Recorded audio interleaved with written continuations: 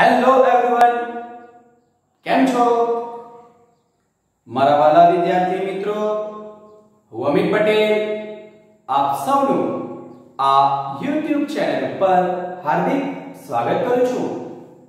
વિદ્યાર્થી મિત્રો, આપણે ધોરણ 12 ના પ્રકરણ 3 પ્રવાહ વિદ્યુતની વાત કરતા હતા અને એની અંદર આજે વિદ્યુત ઉર્જા અને પાવરને વ્યાખ્યાયિત કરવાનું છે.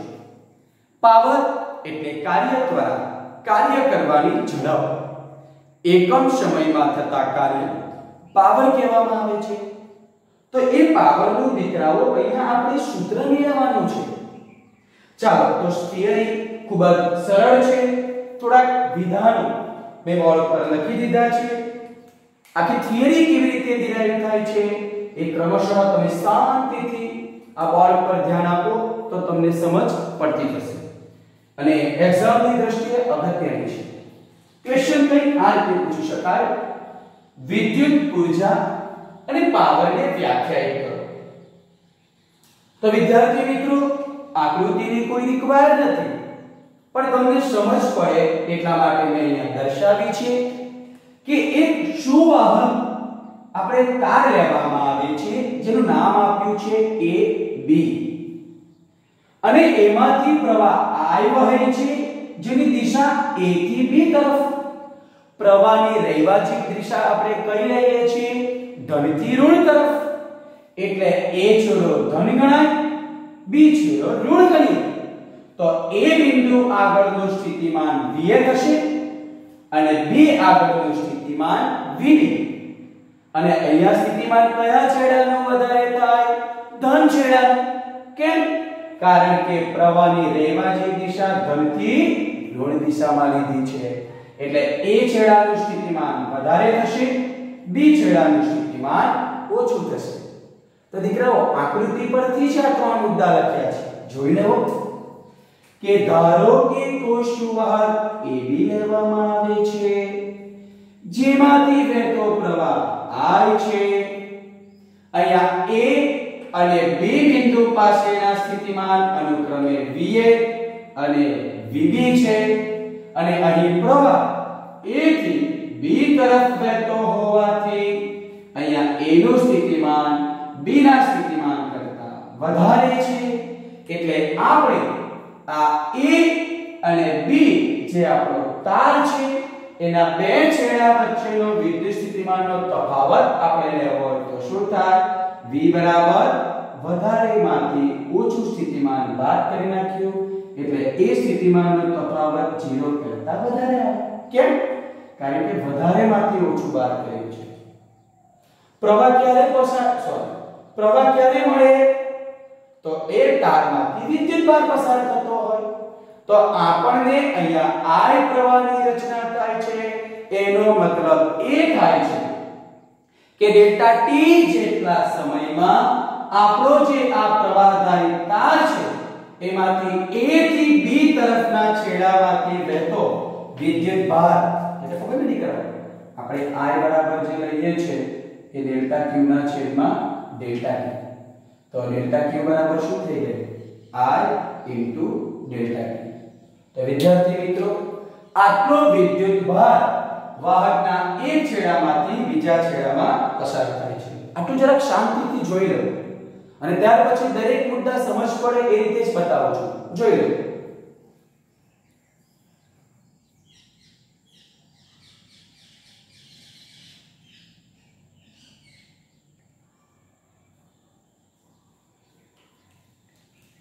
ચાલો હવે આગળ જુઓ. તો આપણે સ્થિતિમાન મળી ગયો, વિદ્યુત ભાર મળી ગયો. તો આ A અને B છેડા આગળની સ્થિતિ ઊર્જા શોધી નાખીએ. સ્થિતિ ઊર્જાની વ્યાખ્યા શું આવે? U બરાબર Q * V. જે છેડા આગળની સ્થિતિ ઊર્જા જાણવી હોય એ બિંદુ આગળનું સ્થિતિમાન અને એનો વિદ્યુત ભાર સાથેનો ગુણાકાર. ચાલો તો આપણે લખી દઈએ છીએ કે બિંદુ A આગળની શું શોધી નાખીએ આપણે? સ્થિતિ ઊર્જા. કયા બિંદુ આગળની? A બિંદુ આગળની. શું આવવાનું? UA. વિદ્યુતભાર તો બધામાંથી એક સરખો જ પસાર થાય છે એટલે ડેલ્ટા ક્યુ અને આપણે એ બિંદુ આગળની છે એટલે સ્થિતિમાન શું આવશે VA। ચાલો એ જ પ્રમાણે દીકરાઓ કોની શોધી નાખીએ તો બિંદુ B આગળની આપણે શું લખીએ છીએ સ્થિતિ ઊર્જા શું થવાનું UB ડેલ્ટા Q VB।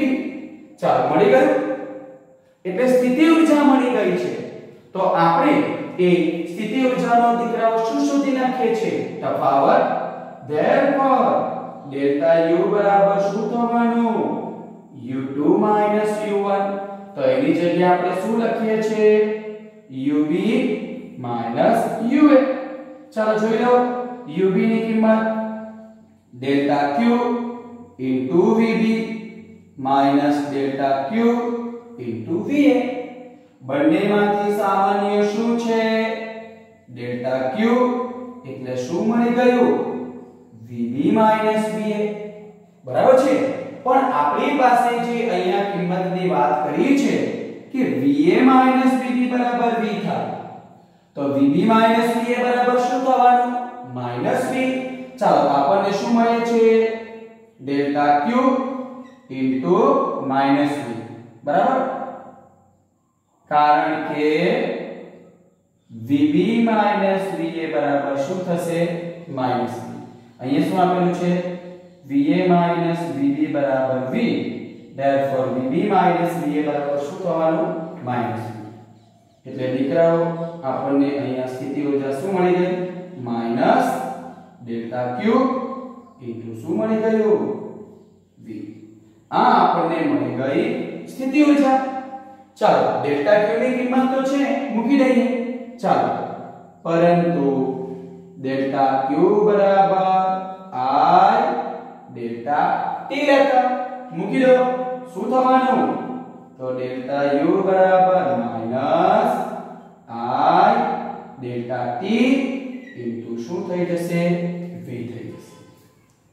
તો મારા વાલા વિદ્યાર્થી મિત્રો શું કર્યું A અને B આગળનું સ્થિતિમાન લખ્યું A નું સ્થિતિમાન વધારે છે B નું સ્થિતિમાન ઓછું છે એટલે વધારેમાંથી ઓછું બાદ કરીએ તો સ્થિતિમાન ધન મળે ઓછુંમાંથી વધારે બાદ કરીએ તો ઋણ મળે અને પ્રવાહ જે ડેલ્ટા T સમયમાં પસાર થતો વિદ્યુતભારનો જથ્થો ડેલ્ટા Q ને અનુરૂપ આટલો મળે તો આપણે A બિંદુ આગળની સ્થિતિ ઊર્જા લઈ લીધી B બિંદુ આગળની સ્થિતિ ઊર્જા લઈ લીધી અને આપણે આ સ્થિતિ ઊર્જાનો તફાવત જે આપણને આટલો અહીંયા મળી જાય છે। ચાલો આટલો ખ્યાલ આવે છે જોઈ લો પ્રોપરલી આટલો બરાબર અને પછી ઊર્જા સંરક્ષણના નિયમનો ઉપયોગ કરીએ છીએ કેવી રીતે થાય છે એ બતાવું છું।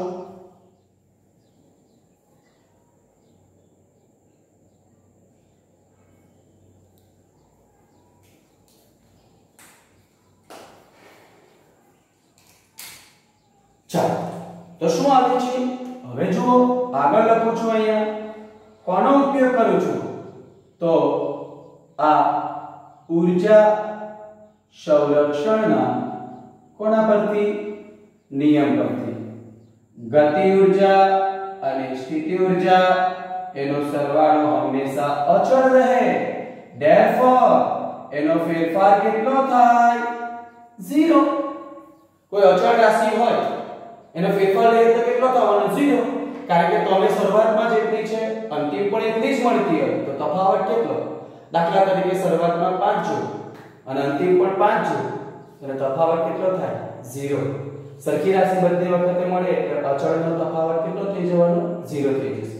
ચાલો તો એને અનુરૂપ આપણને શું મળવાનું implies delta k is equal to minus delta u તો ડેલ્ટા u ની કિંમત તો છે ચાલો therefore ડેલ્ટા k બરાબર શું થવાનું minus I delta t into v is equal to I delta t into v મળી જશે। એટલે સ્થિતિ ઊર્જા બી મળી ગઈ એના પરથી ગતિ ઊર્જા બી આપણને મળી ગઈ પરંતુ આપણને તો ખબર છે તારમાંથી વિદ્યુતભાર પસાર થાય એટલે તારનો થોડો ઘણો અવરોધ હોય એટલે આપણને તાર ગરમ થાય છે એટલે વિદ્યુત ભારની જે ગતિ ઊર્જા છે એનું ઉષ્મા ઊર્જામાં શું થશે? રૂપાંતર થશે. એટલે આપણે અહીંયા લખી શકીએ કે અહીં આ ગતિ ઊર્જાનું ઉષ્મા ઊર્જામાં રૂપાંતર થાય છે. એટલે આપણને અહીંયા એને હીટ એનર્જી તરીકે પણ લઈ શકીએ. therefore delta k is equal to h I delta t into v. મળી ગયું. ચાલો તો કાર્ય ઊર્જા પ્રમેય આપણને ખબર છે. એ કાર્ય ઊર્જા પ્રમેયનો ઉપયોગ કરવામાં આવે. ચાલો શું થશે તો જોઈ લો મારા વિદ્યાર્થી મિત્રો. તો હવે યુઝ કરીએ છીએ કાર્ય ઊર્જા પ્રમેય પરથી. શું કહેવામાં આવે કે ગતિ ઊર્જામાં થતો ફેરફાર એ તંત્ર પર થયેલા કુલ કાર્ય જેટલો હોય છે. ચાલો તો આપણે એ કાર્યને વ્યાખ્યાયિત કરી દઈએ. તો શું આવવાનું? અહીંયા કાર્ય જે થાય છે એ ડેલ્ટા કે જેટલું થાય છે. ડેલ્ટા કે ની કિંમત આપણી પાસે છે એટલે ડેલ્ટા w બરાબર શું થવાનું? I delta t into v. Delta t ને છેદમાં લઈ આવો. ડેલ્ટા w છેદમાં delta t is equal to iv. પણ આપણને ખબર છે આ એકમ સમયમાં થતું કાર્ય એટલે શું થાય? પાવર. પરંતુ ડેલ્ટા w ના છેદમાં delta t is equal to p power અથવા એને કાર્ય કરવાની ઝડપ એટલે કાર્ય ત્વરા તરીકે પણ લઈ શકીએ છીએ. therefore આની જગ્યાએ શું લખી દઈએ? p. અને p is equal to શું આવી ગયું? vi. જે આપણા પાવરનું શું છે દીકરાઓ? સૂત્ર છે. બરાબર છે? એટલે પાવર તો અહીંયા દિવાળી થઈ ગયો. ચાલો પરંતુ આપણને ખબર છે ઓહમના નિયમ અનુસાર બે અલગ અલગ સ્વરૂપ તમારે મેળવવો હોય તો મેળવી શકાય છે. એકવાર તમે v is equal to ir લઈ લો તો તમને શું મળશે અહીંયા?